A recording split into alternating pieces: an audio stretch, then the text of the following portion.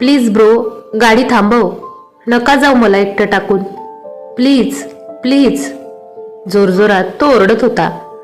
तसे राजेशराव, सूरज आणि विनय धावतच त्याच्या जवळ गेले. काय झालं, काय झालं राज? विनय त्याला हलवत म्हणाला. तसा तो भानावर आला. त्याने एक स्वप्न बघितलं होतं. स्वप्न बघितलंस का? विनय म्हणाला. होय. त्याने लगेच बाबांना बघितलं आणि तो पुन्हा रडू लागला. आता पुढे. सकाळी सकाळी बाबांना जाग आला. त्यांचा अशक्तपणा अजूनही गेलेला नव्हता. डॉक्टरांनी त्यांना चेक करून त्यांना पुन्हा सलाईन लावून दिली आणि डॉक्टर निघून गेले. बाबांच्या डोळ्यात अजूनही अश्रू होते. तुझी आई आली का शुद्धीवर? बाबा म्हणाले. येईल लवकरच, डॉक्टर सांगत होते. तुम्ही काळजी नका करू बाबा, राज म्हणाला. तेवढ्यात तिथे एक नर्स आली. ICU मधील पेशंट सोबत तुम्हीच आहात ना? नर्स म्हणाली. होय, राज म्हणाला. डॉक्टरांनी तुम्हाला बोलावलं आहे, नर्स म्हणाली आणि ती निघून गेली. बाबा, मी आलोच लगेच, राज म्हणाला आणि तो डॉक्टरांच्या केबिनकडे जायला निघाला. मी येऊ का सोबत? राजेशराव म्हणाले. बरं, चला, राज म्हणाला. देवा, आईला शुद्ध आलेली असू दे, राज मनातल्या मनात बोलत होता. तेवढ्यात ते केबिन जवळ पोहोचले. डॉक्टर, तुम्ही बोलावलत? राज म्हणाला. होय, या, बसा, डॉक्टर म्हणाले आणि ते दोघेही केबिनमध्ये जाऊन बसले. माझी आई कशी आहे सर? राज म्हणाला. हे बघा, त्या आता धोक्यातून बाहेर आहेत. त्यांना एकदम मायनर असा अटॅक आला असं तुम्ही समजू शकता. म्हणजे त्यांच्या मनावर कशाचं तरी दडपण आलं असेल किंवा मग खूप मोठं असं दुःख झालं असेल, म्हणून त्यांना कदाचित हे असं झालं असावं. तर आता तुम्हाला काळजी घ्यावी लागेल की त्यांना अशी कुठलीही गोष्ट सांगू नका की ज्याने त्यांना खूप दुःख होईल किंवा धक्का बसेल. निदान काही दिवस तरी तुम्हाला हे पथ्य पाळावंच लागेल, अन्यथा परिणाम वाईट होतील, डॉक्टर म्हणाले. नाही नाही सर, आम्ही तिला कुठल्याही प्रकारचं दुःख पोहोचवणार नाही, राज म्हणाला. तुम्ही आता त्यांना भेटू शकता. भेटण्याआधी हे सगळं सांगायचं होतं म्हणून तुम्हाला बोलावलं होतं, डॉक्टर म्हणाले. राज आणि राजेशराव दोघांनाही आनंद झाला होता. आईला शुद्ध आली म्हणून राज खूपच खुश झाला होता. ही बातमी बाबांना कधी सांगतो नि कधी नाही असं त्याला झालं होतं. एवढ्या दुःखानंतर एक छोटीशी गोष्ट का चांगली होईना, तेही खूप असतं. राजच्या चेहऱ्यावर त्या आनंदाची हलकीशी लकीर उमटली होती. राजेशराव आणि राज बाबांच्या रूममध्ये आले. बाबा, बाबा, आई शुद्धीवर आली आणि आता ती बरी आहे.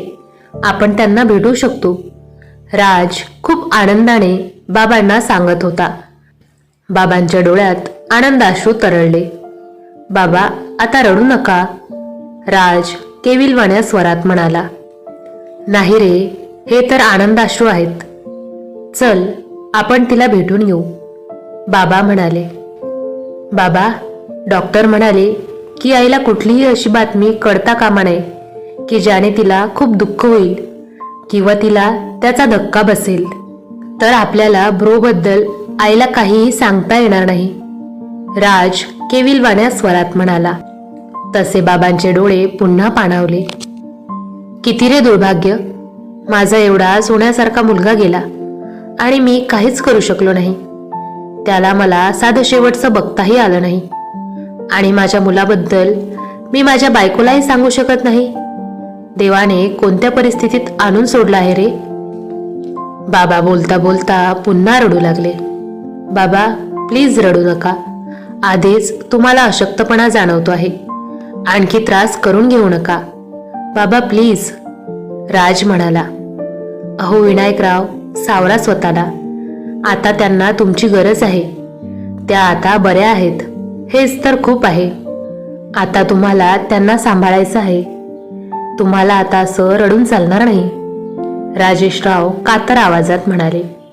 तरीही विनायकराव त्यांचे अश्रू सांभाळू शकत नव्हते. शेवटी एका जवान मुलाला गमवायचं दुःख वेगळंच असतं. ते त्या बापाशिवाय कुणालाही समजू शकत नाही. चला आपण तिला भेटून येऊ, बाबा म्हणाले. आता आईला कसं फेस करायचं हा सगळ्यांपुढे मोठा प्रश्न होता. कारण ती गेल्या गेल्या कार्तिकबद्दल विचारेल तेव्हा तिला कसं सामोरे जायचं हे सगळ्यांपुढे एक मोठं आव्हान होतं. बाबांची सलाईन संपली होती. त्यांना भरपूर असा अशक्तपणा होता. तरी त्यांनी सकाळपासून काहीही खायला सारखा नकारच दिला होता. इतका अशक्तपणा असूनही ते चालत चालत आईच्या रूममध्ये गेले. आईला आता ICU मधून दुसऱ्या रूममध्ये शिफ्ट केलं होतं. सगळे रूम जवळ आले. बाबांना आणि राजला बघून आईला खूप बरं वाटलं होतं. तिच्या डोळ्यात अश्रू होते, पण यांना बघितल्यावर थोडं हसू तिच्या चेहऱ्यावर उमटलं होतं. सगळे तिच्या जवळ जाऊ लागले. ती बेडवर उठून बसण्याचा प्रयत्न करत होती. नको नको आई, पडून राहा. कसं वाटत आहे का आता, राज म्हणाला. त्याच्या डोळ्यात अश्रू आले होते. ठीक आहे रे बाळा. कार्तिकचा पता लागला का रे, आईने विचारलं. तिच्यात बळच उरलं नव्हतं. ती खूपच अशक्त वाटत होती. तिला बोलतानाही त्रास होत होता. कसं वाटत आहे तुला आता, बाबा म्हणाले. मी बरी आहे. तुम्ही का असे दिसत आहात, आई म्हणाली. मी तर असाच दिसतो आधीपासून, आईला हसवण्याचा प्रयत्न करत बाबा म्हणाले. मात्र आईला हसू आलं नव्हतं. कसं वाटतंय आता तुम्हाला, राजेशराव म्हणाले.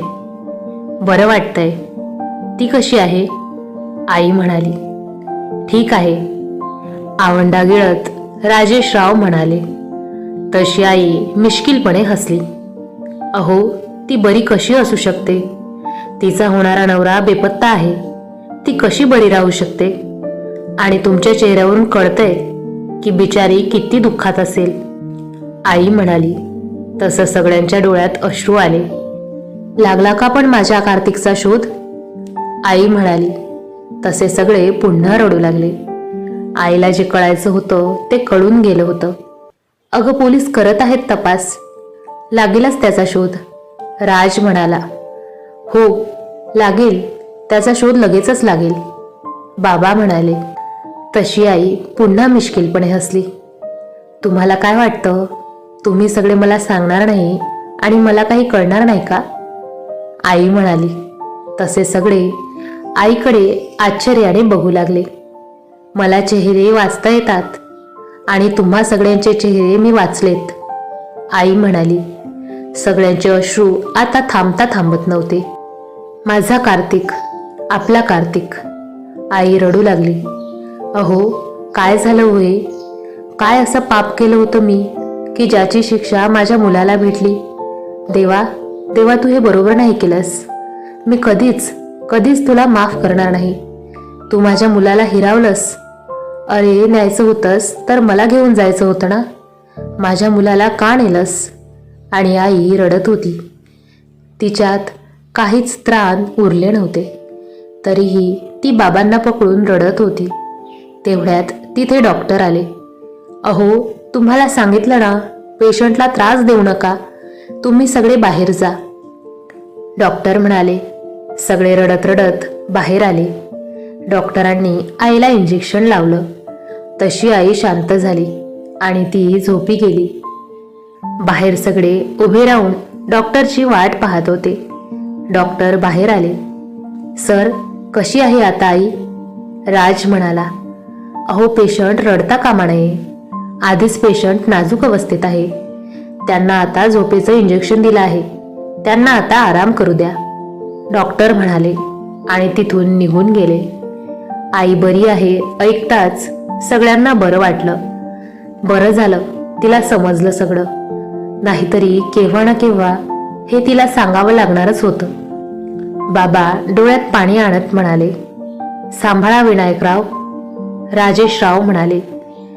राजेशराव त्यांना रूममध्ये घेऊन जाऊ लागले, कारण त्यांनाही आरामाची गरज होती. विनायकराव बेडवर येऊन झोपले. ते शांत दिसत होते. शून्यात बघून ते विचार करत होते. काल दुपारपासून राजेशराव आणि सूरज अजूनही दोघेही तिथंच होते. काका, आता तुम्ही घरी जा. रात्रभर तुम्ही इथेच होतात, थकले असणार, राज म्हणाला. अहो, विनायकरावांना बरं नाहीये, तुमच्या आईलाही बरं नाहीये, आम्हाला थांबलं पाहिजे, राजेशराव म्हणाले. काका, आम्ही आहोत ना इथे बाबाजवळ, तुम्ही काळजी करू नका. तुम्ही खरंच घरी जा.